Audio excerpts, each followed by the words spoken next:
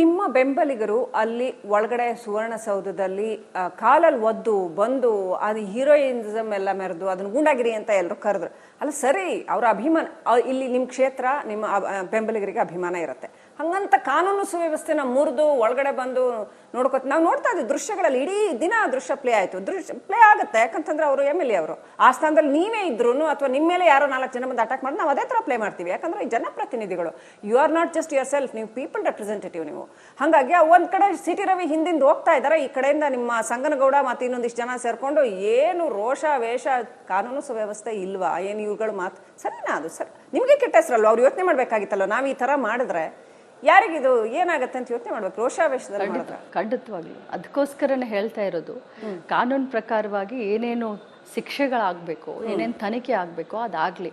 ಆದ್ರೆ ಒಂದು ಮಾತನ್ನು ನಿಮಗೆ ಹೇಳ್ತೀನಿ, ಇದೇ ಘಟನೆ ಚಿಕ್ಕಮಂಗ್ಳೂರಿನಲ್ಲಿ ಅವರ ಕ್ಷೇತ್ರದಲ್ಲಿ ನಾನು ಲಕ್ಷ್ಮೀ ಹೆಬ್ಬಾಳ್ಕರ್ ಸದನದಲ್ಲಿ ಅವರ ಹೆಂಡತಿಗೆ ಈ ಪದವನ್ನ ಬಳಸಿದ್ರೆ ಏನೆಲ್ಲ ಆಗಬಹುದಾಗಿತ್ತು ಸ್ವಲ್ಪ ಊಹೆ ಮಾಡ್ಕೊಳ್ಳಿ.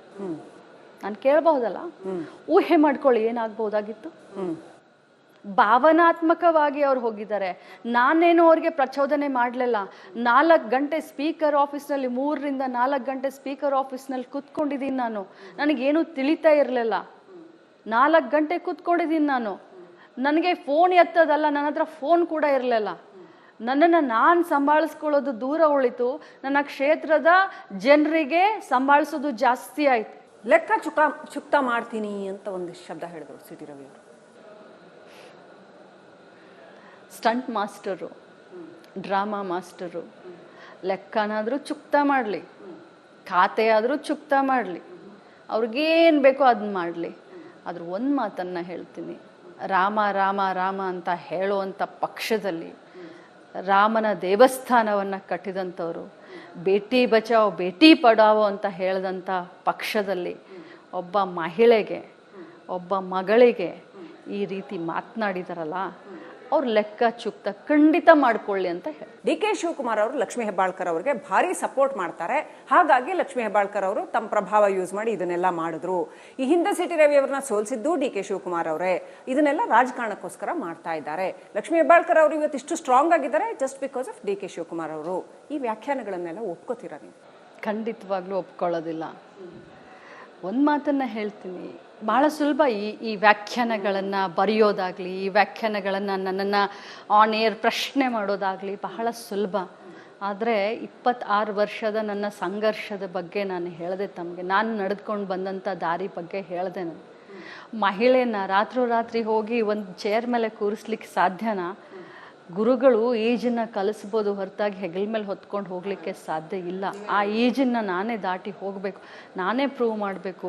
ಅವರ ಓಟ್ ಇಲ್ಲಿ ಅವ್ರಿಗೆ ಓಟ್ ಒತ್ತಲಿಕ್ಕೆ ಅವಕಾಶ ಇರೋದಿಲ್ಲ. ನನ್ನ ಕ್ಷೇತ್ರದ ಮತದಾರರಿಗೆ ಓಟ್ ಒತ್ತಲಿಕ್ಕೆ ಅವಕಾಶ. ಮೊದಲನೇ ಬಾರಿ ನಾನು ಗೆದ್ದಾಗ ನನ್ನ ಲೀಡ್ 52,000, ಲಿಂಗಾಯತ್ ಇರೋದು ಬರೀ 12,000 ನನ್ನ ಕ್ಷೇತ್ರದಲ್ಲಿ. 2ನೇ ಬಾರಿ ನಾನು ಗೆದ್ದಾಗ ನನ್ನ ಲೀಡ್ 60,000. ಅಂತ ಒಂದು ಸ್ವತಂತ್ರ ಸಿಕ್ಕ ನಂತರ ಪ್ರಥಮ ಬಾರಿಗೆ ಕಾಂಗ್ರೆಸ್ ಪಕ್ಷದ ಶಾಸಕಿಯಾಗಿರುವಂಥ ನನ್ನ ಕ್ಷೇತ್ರದಲ್ಲಿ ಬೇರೆಯವರಿಂದ ದೊಡ್ಡ ಮಾರ್ಗದರ್ಶನ ಮಾಡ್ತಾ ಇರ್ಬೋದು. ಆದರೆ ಈ ಕೇಸಿನ ಅರ್ಥ ಏನು? ಈ ಒಂದು ಕೇಸಿನ ಒಂದು ಮೂಲನೇ ನೀವು ತಿರುವಲಿಕ್ಕೆ ಹೋಗ್ತಾ ಇರಿ, ಅದು ಮಾಡಬೇಡಿ. ಸೊ ಈ ಶಬ್ದದ ಕುರಿತಾದ ಈ ಹೋರಾಟವನ್ನು ಲಕ್ಷ್ಮೀ ಹೆಬ್ಬಾಳ್ಕರ್ ಅವರು ಇಲ್ಲಿಗೆ ನಿಲ್ಸಲ್ಲ, ಎಲ್ಲಿಗೆ ತೊಗೊಂಡು ಹೋಗ್ತಾರೆ ನೆಕ್ಸ್ಟ್? ಹೇಗೆ ನೆಕ್ಸ್ಟ್ ಮುಂದಿನ ಹಂತ? ನೋಡಿ, ಇದು ಎಲ್ಲಿಗೆ ತೊಗೊಂಡು ಹೋಗ್ತೀನಿ ಅಂತ ಹೇಳೋದಕ್ಕಿಂತ ನನಗೆ ಹೇಳ್ತಾ ಇದ್ದೀನಲ್ಲ, ನನ್ನ ಸ್ವಾಭಿಮಾನಕ್ಕೆ ಪೆಟ್ಟಾಗಿದೆ. ಮಾನ್ಯ ಪ್ರಧಾನಮಂತ್ರಿಗಳ ಹತ್ರ ತೆಗೆದುಕೊಂಡು ಹೋಗ್ತೀನಿ, ಈ ರಾಷ್ಟ್ರದ ರಾಷ್ಟ್ರಪತಿಗಳ ಹತ್ರ ತೆಗೆದುಕೊಂಡು ಹೋಗ್ತೀನಿ, ಕೇಳ್ತೀನಿ ಪ್ರಧಾನಮಂತ್ರಿಗಳ ಹತ್ರ. ನೀವು ಹೇಳ್ತೀರಾ ಪ್ರಧಾನಮಂತ್ರಿಗಳೇ ಬೇಟಿ ಬಚಾವ್ ಬೇಟಿ ಪಡಾವ್ ಅಂತ ಹೇಳ್ತೀರಾ. ಈಗ 3ನೇ ಡೈಲಾಗು ಬಂದಿದೆ ನಿಮಗೆ, ಬೇಟಿ ಸತಾವ್ ಅಂತ ಹೇಳಿ. ನಿಮ್ಮ ಪಕ್ಷದ ಒಬ್ಬ ಮುಖಂಡ, ಮಾಜಿ ಮಂತ್ರಿ, ನಿಮ್ಮ ರಾಷ್ಟ್ರೀಯ ಪಕ್ಷದ ಒಬ್ಬ ಜನರಲ್ ಸೆಕ್ರೆಟರಿ ಇವತ್ತು ನನಗೆ ಅಪಮಾನ ಮಾಡಿದ್ದಾರೆ ಆನ್ ದ ಫ್ಲೋರ್. ಇದಕ್ಕೆ ನೀವು ಉತ್ತರ ಏನು ಹೇಳಿ?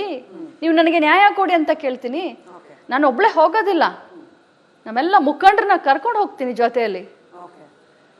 ನಿಮ್ಮ ಬೆಂಬಲಿಗರು ಅಲ್ಲಿ ಒಳಗಡೆ ಸುವರ್ಣಸೌಧದಲ್ಲಿ ಕಾಲಲ್ಲಿ ಒದ್ದು ಬಂದು ಅದು ಹೀರೋಯಿನಿಸಮ್ ಎಲ್ಲ ಮೆರೆದು ಅದನ್ನ ಗೂಂಡಾಗಿರಿ ಅಂತ ಎಲ್ಲರೂ ಕರೆದ್ರು.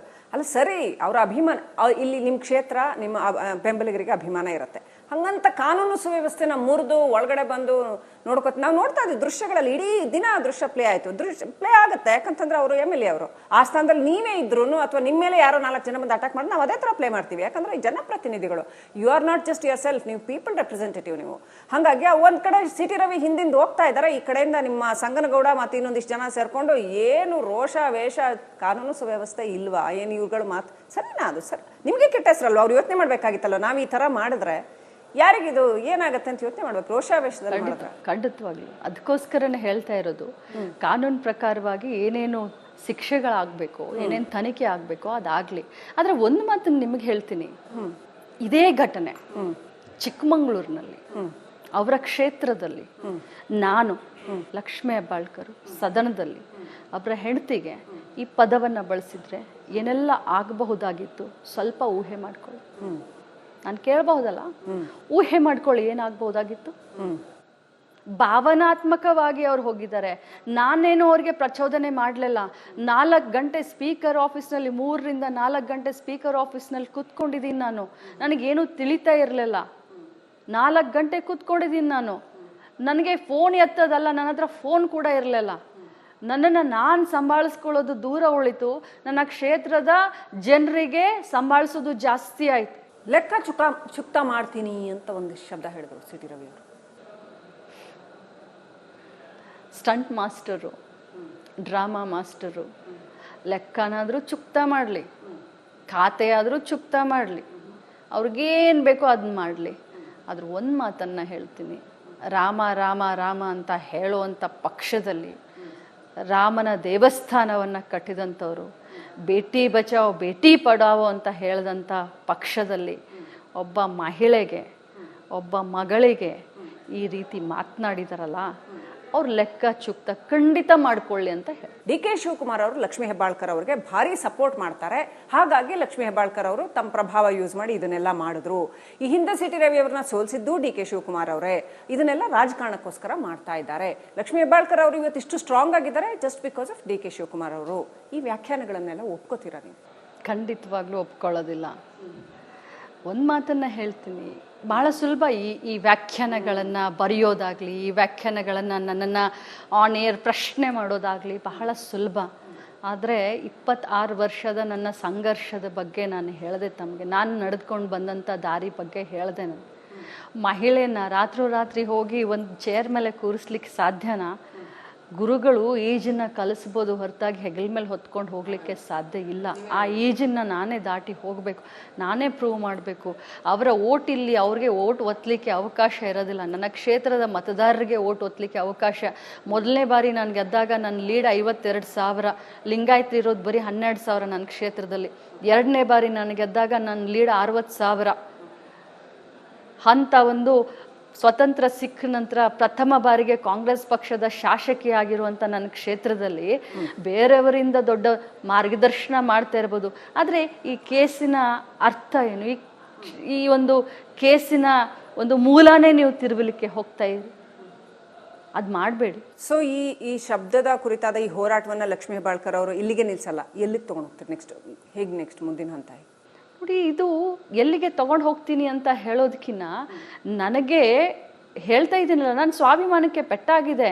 ಮಾನ್ಯ ಪ್ರಧಾನಮಂತ್ರಿಗಳ ಹತ್ರ ತೆಗೆದುಕೊಂಡು ಹೋಗ್ತೀನಿ, ಈ ರಾಷ್ಟ್ರದ ರಾಷ್ಟ್ರಪತಿಗಳ ಹತ್ರ ತೆಗೆದುಕೊಂಡು ಹೋಗ್ತೀನಿ, ಕೇಳ್ತೀನಿ ಪ್ರಧಾನಮಂತ್ರಿಗಳ ಹತ್ರ. ನೀವು ಹೇಳ್ತೀರಾ ಪ್ರಧಾನಮಂತ್ರಿಗಳೇ ಬೇಟಿ ಬಚಾವ್ ಬೇಟಿ ಪಡಾವ್ ಅಂತ ಹೇಳ್ತೀರಾ. ಈಗ 3ನೇ ಡೈಲಾಗು ಬಂದಿದೆ ನಿಮಗೆ, ಬೇಟಿ ಸತಾವ್ ಅಂತ ಹೇಳಿ.